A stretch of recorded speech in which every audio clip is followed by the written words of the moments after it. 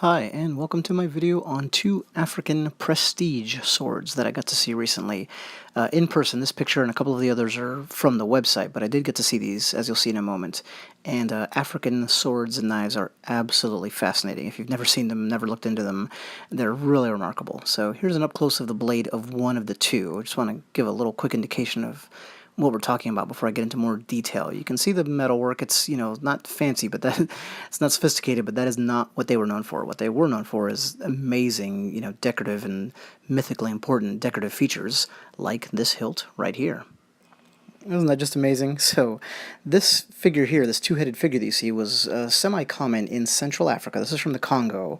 So we're talking Central Africa and also West Central, if you will, because there's Congo and then the Democratic Republic of Congo, and I definitely don't know enough about these to say exactly where it was prevalent, but this two-headed figure was kind of an invocation. It kind of implied that the user had the ability to watch his back, so you're invoking a greater power, maybe of a god or a deity that has that ability, and this shows that you are somebody to watch out for and someone who's important.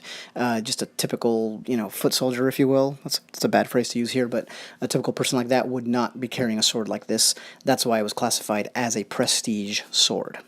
As I mentioned, this was a common design in this region, and it didn't just appear on weapons, by the way, so you'd see it on staves and all kinds of different objects.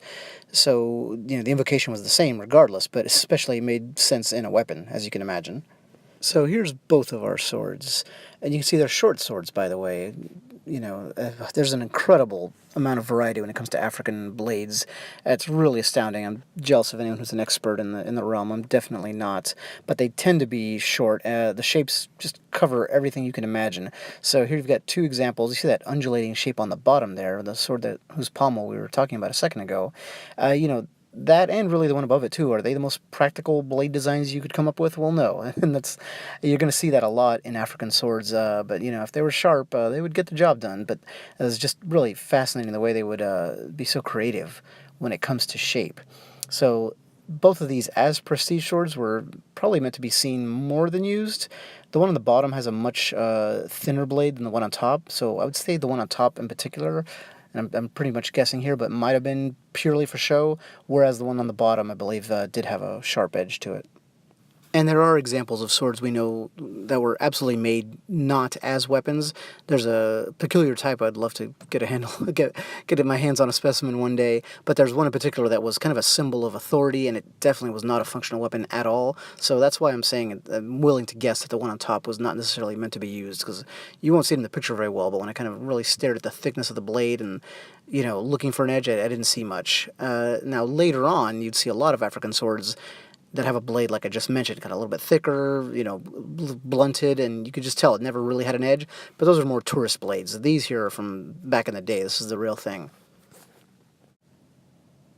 So here's a great view of that handle that we were talking about. Now you can see the pommel as well, the overall shape. And actually, when I looked at this one live, I didn't realize there was two heads to it. I had to see that on the website.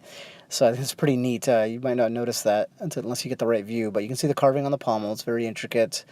It's going to give you a solid grip, but you can see that obviously there's a serious thought towards decoration, just kind of, pure decoration. Now, the sign that you see behind it, talking about Cameroon, that's for the other sword. That's not for this one. And you can see what they thought it was going to go for, by the way. I should look up what both of these went for. I have absolutely no idea because I knew it was going to be out of my price range. But I just love ethnographic weapon art. And this is just a really great example of that, this guy right here, so that's kind of why I stayed on it for so long.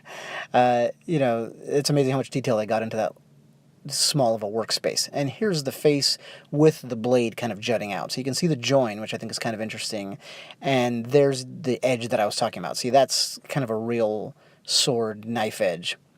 And in some of the other views of this blade, you might have noticed there was a ridge along the middle. It's not very noticeable, but there is one, so that's again an indication to me that it was an actual cutting blade, because you have that ridge in the middle when the blade is going to taper down in both directions to kind of a finer edge. Now let's take a look at the other handle and pommel. So here I had to walk around to the other side, and you can see this fantastic face, just very expressive. I really like it. It's well hidden when you're looking at the sword from the other side, along its length. I had to come around here to notice this, and in the literature they were saying this would be indicative of a tribal elder. Not that the owner would be, but that the face was. So Again, it's supposed to indicate, wealth, importance, somebody later in life acquiring those things. But this is the one that's, interestingly too, then this is the one that seemed to have the less workmanlike blade. So maybe this reinforces the fact that this sword was a little bit more ceremonial than functional. And lastly, let's take a look at that blade from the Cameroon sword. So as you can see, again, it's fairly unsophisticated metalcraft. That's not what made these so remarkable. You can see the geometric design there. The other sword blade is really interesting if I could have gotten the proper angle on it, because it undulates not just in terms of the overall outline, but also across the surface because of that ridge that I talked about. The ridge combined with a very strange shape. It's really cool, but not going to be able to get a view of that. So I hope you enjoyed learning a little bit about African swords. I wish I knew more about them. Thank you.